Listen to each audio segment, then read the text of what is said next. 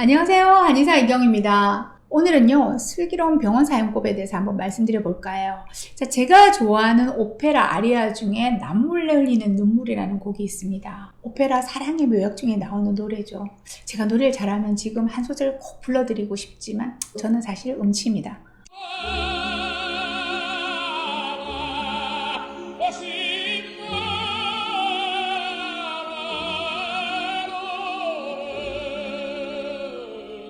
한번 전곡은 찾아 들으시기 바랍니다. 이 오페라의 남자 주인공은요, 이 물약만 마시게 해봐 당장 당신과 사랑에 빠져 라는 사기꾼의 농간에 빠져서 목숨을 담보로 번 돈을 홀랑 사기꾼에게 주고 사랑의 묘약을 사게 됩니다.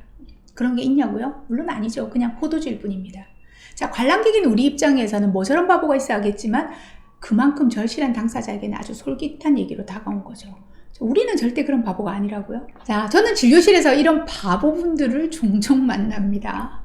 한약이든 양약이든 이 약만 먹으면 운동 안 하고 어떻게 살아도 살이 쭉쭉 빠진다고 믿었다가 다시 쪄서 오신 분들. 혈압 당뇨가 생겨도 혈압 강화제, 당뇨 강화제만 드시면 술도 안 줄이고 뱃살이 점점 심해지고 단 것을 막 먹어도 별 문제가 안 될 거라고 생각했다가 낭패를 겪고 오시는 분들.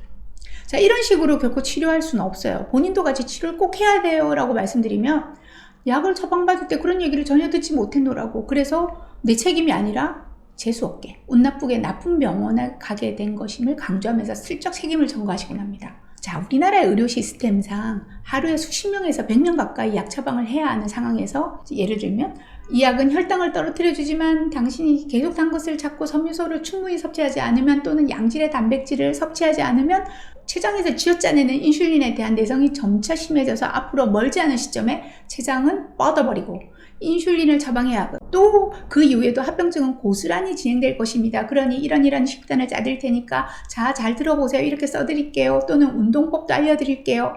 이렇게 말씀해 주시거나 살 빠지는 한약을 처방받기를 원해서 온 환자분에게 한의사가 처방을 하면서 자, 당신이 식욕 억제제만을 목표로 이 한약을 먹으면 얼마간은 살이 쪽쪽 빠지겠지만 아침을 안 먹고 밤늦게 야식을 하는 당신의 식습관을 고치지 않는 한 체중은 곧바로 급격하게 다시 돌아올 겁니다 라는 얘기를 아주 공들여서 해주기는 쉽지가 않은 것 같습니다. 그래서 저는 비만이나 대사장애 증후군을 치료할 때 꼭 식사수첩을 적어오게 하고 운동지도도 하지만 환자분 입장에서 준비가 되지 않아서 따라오시지 않는 경우도 꽤 있습니다.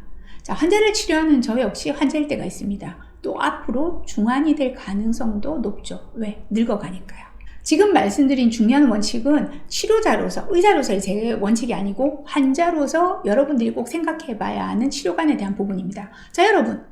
병원에서 처방받는 약이 최선이라고 생각하지 마세요. 아주 많은, 대부분은 차선일 뿐입니다. 자, 최선이라는 상황은요, 약을 안 먹고 스스로 건강한 상태를 유지할 때, 자연스러운 식사와 최소한의 영양제 정도의 건강기능식품만으로 건강상태를 잘 유지할 수 있는 상태라고 정의를 해봅시다. 그렇다면 왜 비싼 약이 치료법이 최선이 아닐까요? 대부분의 약들, 치료법들은요, 어떤 목표를 가지고 그 문제를 해결하기 위해서 고안된 화학적이고도 물리적인 자극들입니다. 자, 우리 몸을 유기적이라고 하는 말 들어보셨을 겁니다. 유기적이란 말은요, 전체를 구성하고 있는 부분들이 서로 긴밀하게 연결되어 있는 상태를 말합니다. 그런데 보통 질병, 그러니까 고장이 나게 되면 그 고장난 부분에 집중적으로 치료를 할 수밖에 없습니다.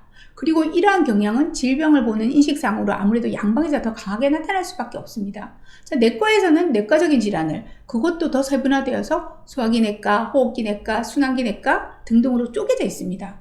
전문적인 질환을 보기 위한 일환으로 이해하시면 될 것 같죠. 자, 근데 안과 같이 그 고장이 심각할수록 특단의 조치가 가해질 수밖에 없게 되고, 그런데 약의 이면은 독성이라고 할 수 있다는 거죠.